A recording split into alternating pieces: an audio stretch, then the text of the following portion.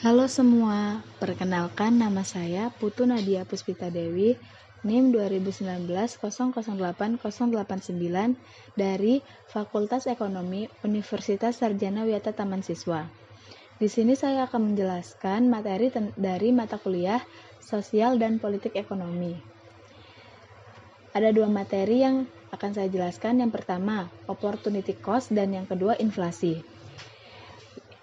Yang pertama, saya akan menjelaskan tentang opportunity cost.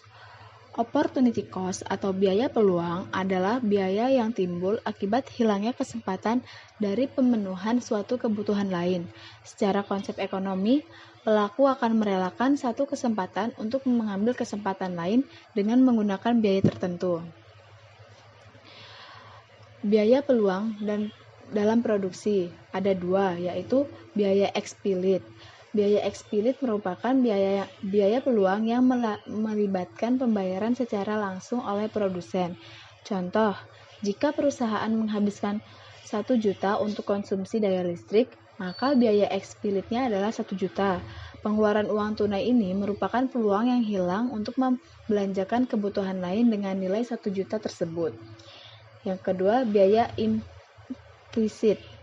Biaya implisit atau biaya tersirat merupakan biaya peluang yang tidak tercermin dalam arus kas keluar, namun tersirat oleh pilihan perusahaan untuk tidak mengalokasikan sumber daya atau faktor-faktor produksi terbaik yang ada. Contoh, perusahaan sebelumnya telah membeli 1.000 ton baja dan mesin untuk sebuah proses produksi. Bagian tersirat dari biaya peluang untuk proses produksi tersebut adalah pendapatan yang hilang dengan tidak menjual bahan dan tidak menyewa mesin untuk produksi. Dan di sini ada contoh opportunity cost. Memi mempunyai uang sebesar 100.000. Dengan uang yang dia miliki, dia memiliki kesempatan untuk pergi ke pantai atau makan di mall dengan teman-teman. Kalau dia memilih pergi makan ke mall dengan teman-teman, dia akan kehilangan untuk pergi ke pantai menikmati sunset. Dan kalau dia memilih pergi ke pantai, dia akan kehilangan kesempatan makan bersama teman-temannya. Kesempatan yang hilang itulah yang disebut dengan opportunity cost. Yang kedua, saya akan menjelaskan tentang inflasi. Inflasi adalah proses meningkatnya harga secara umum dan terus-menerus, sehubungan dengan mekanisme pasar yang dipengaruhi banyak faktor, seperti peningkatan konsumsi masyarakat, likuiditas di pasar yang berlebihan sehingga memicu konsumsi atau bahkan spekulasi, hingga ketidaklancaran distribusi barang. Inflasi merupakan indikator untuk melihat tingkat perubahan, dan inflasi dianggap terjadi apabila proses kenaikan harga berlangsung terus-menerus dan saling mempengaruhi satu sama lainnya. Selanjutnya, penyebab inflasi. Ada 3. Yang pertama, tarikan permintaan.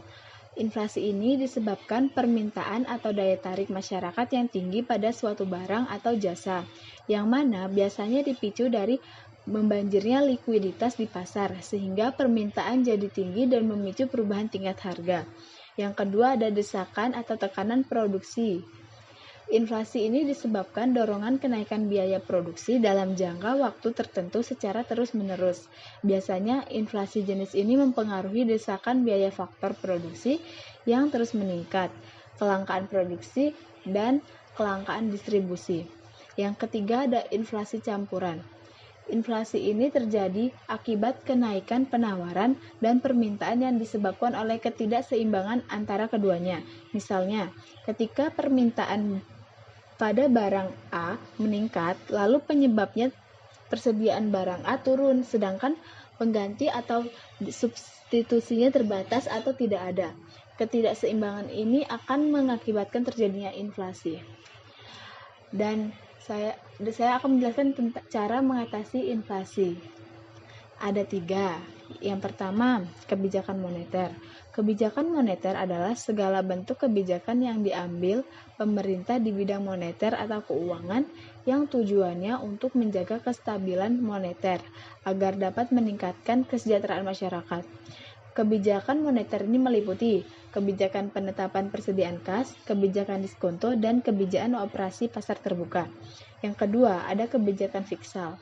Kebijakan fiskal adalah langkah untuk mempengaruhi penerimaan dan mengeluarkan permintaan. Kebijakan itu dapat mempengaruhi tingkat inflasi. Kebijakan fiskal antara lain sebagai berikut: menghemat pengeluaran permintaan dan menaikkan tarif pajak.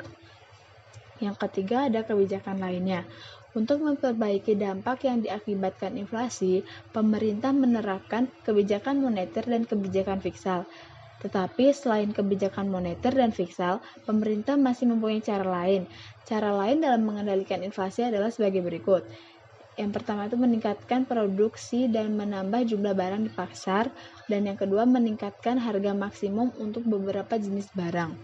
Sekian dari saya, terima kasih.